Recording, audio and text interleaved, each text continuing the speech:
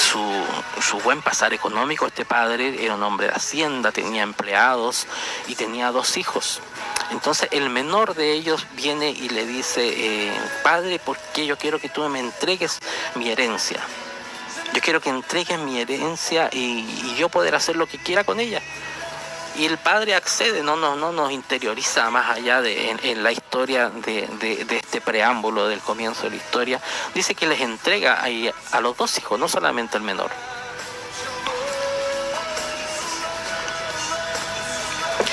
Y dice que este hijo menor toma toda su herencia, toma todo el dinero, toma todos los bienes y se va lejos. Deja la casa del padre. Eso es importante que entiendas. Dice que deja la casa del padre. Dice que se va lejos y empieza a malgastar todo el dinero. Empieza a vivir la vida loca, como se dice. Empieza a vivir la vida a su manera. No invirtió, obviamente, sino que empieza a malgastar todo. Incluso al final de la historia, el otro hermano, cuando recrimina al padre porque le dice, tu hijo malgastó todo en rameras, malgastó todo en todo tu dinero, le dice al padre. Incluso le dice, él malgastó todo tu dinero. Y al malgastar todo el dinero, dice que viene un hambre grande en donde él estaba. El hijo, malgastando su dinero, se le fue por entre medio de los dedos su herencia. Hasta el día de hoy yo he visto muchas veces eso, entre paréntesis. He visto cómo las personas reciben una herencia de millones y millones y después uno lo ve al poco tiempo y no tienen nada. Pero ese es un paréntesis, tema de otro día. Entonces dice que ese hijo malgasta el dinero, viene un hambre grande a la tierra donde él estaba viviendo y dice que no tenía nada. Y empieza a pasar hambre después de haberlo tenido todo en la casa de su padre, de ser el menor, de ser el regalón, de no faltarle nada. Las malas decisiones, hermano, llevan a escasez, a hambre, muchas veces por las malas decisiones, por estar lejos de Dios, por estar lejos del Padre amado. Y él dice que encuentra trabajo en uno de los ciudadanos que vivía ahí y dice que este ciudadano viene y lo manda a apacentar los cerdos. Y dice que era tanta el hambre que él sentía de que le daban ganas de comer esas algarrobas. Las algarrobas son un grano, un cereal parecido al garbanzo más grande, y eso le daban a los cerdos. Y él deseaba comer de eso, imagínense. Deseaba comer ese alimento que era asqueroso para solo animal, alimento para cerdo. Él deseaba comer de eso. Y dice que un día él vuelve en sí. Y es hermosa esta palabra porque nos ejemplifica ahí el versículo 17 específicamente. Dice la palabra de Dios, dice, y volviendo en sí dijo, ¿cuántos jornaleros en casa de mi padre tienen abundancia de pan y yo aquí perezco de hambre? Me levantaré e iré a mi padre y le diré, Padre, he pecado contra el cielo y contra ti. Ya no soy digno de ser llamado tu hijo. Hazme como a uno de tus jornaleros. Dice que levantándose vino su padre. Es hermosa esta parte antes de entrar en el encuentro del padre con el hijo. Y dice la palabra de Dios que él volvió en sí. Y dice que él se levanta y dice, voy a ir a la casa de mi padre porque incluso uno de los sirvientes, de los jornaleros, vive mejor que yo.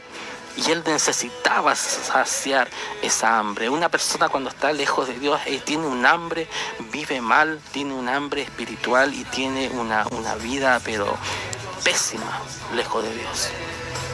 Y dice que él vuelve en sí. Lo importante es que él tiene un espíritu de arrepentimiento. Y esto es un mensaje a las personas que se sienten que no están cerca de Dios, que sienten que han pecado, que él siente que le han fallado al Padre. Dice que él volviendo en sí, dice que él se levanta. Y sabes, amigo, hermano que estás escuchando, cuando él se levanta, no dice la palabra de Dios que él fue a bañarse o que él fue a buscar cosas o que se cambió de ropa. Dice que él vuelve en sí, se levanta y viene tal cual. Porque la gracia de Dios es así. Dios no necesita que tú hagas cosas específicas. Solamente Dios necesita que tú te arrepientas. ¿Qué es lo que hace este hijo?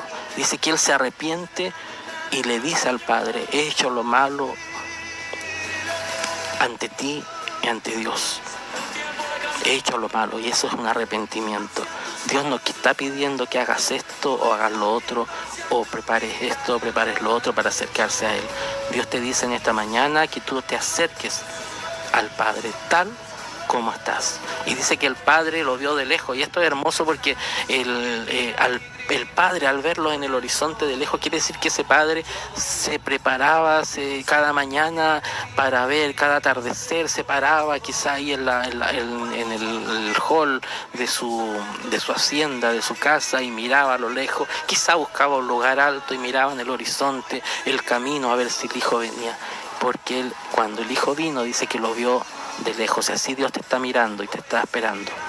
Como ese Padre, así Dios te está mirando. Dice que lo ve de lejos, y cuando lo ve de lejos dice que corre a buscar al Hijo. Lo reconoció de lejos, pese a que venía todo con ropa sucia, venía hediondo, venía desasiado, venía flaco por el hambre que había padecido. Dice que lo conoció de lejos, y Dios te conoce tal como estás.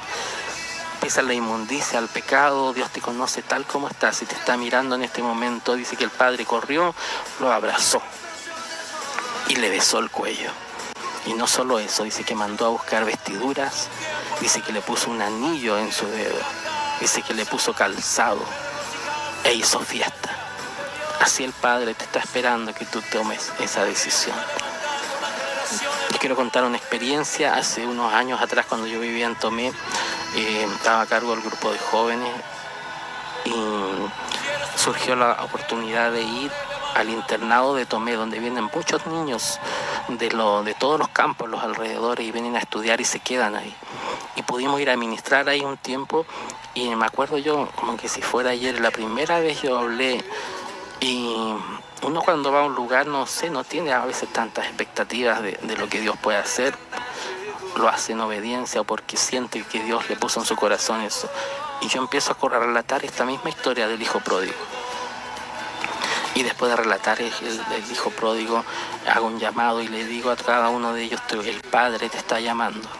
El Padre quiere abrazarte, quiere besar tu cuello, vestirte con ropas nuevas y hacer fiesta. Y yo hago el llamado e invito a los jóvenes a que puedan levantar su mano, los que quieren recibirle. Y fue hermoso porque sabes que todos levantaron la mano, y fue sorprendente. Un internado de jóvenes donde había, 60, algo por el estilo, y todos levantan su mano. Y nosotros los que estábamos ministrando fuimos quebrantados a ver la respuesta y la necesidad de Dios. Y así como esos jóvenes levantaron su mano y recibieron a Jesucristo ese día, yo también hago un llamado. Y quiero orar ahora, se nos fue la hora muy rápido. Quiero orar, si tú necesitas de Dios, aunque tú estés en una iglesia, muchas veces necesitamos de Dios y nos sentimos pecadores y lejos de Dios. Y aunque como tú quiera que te sientas en este momento, yo te digo, Dios está esperando que tú te arrepientas y vuelvas al Padre. Vamos a orar. Padre Santo, que esta palabra pueda ser, Dios eterno, una bendición sobre cada persona. Que esta palabra, Dios eterno, pueda ser un llamado a levantarse, Dios, y tal como están, volver a casa.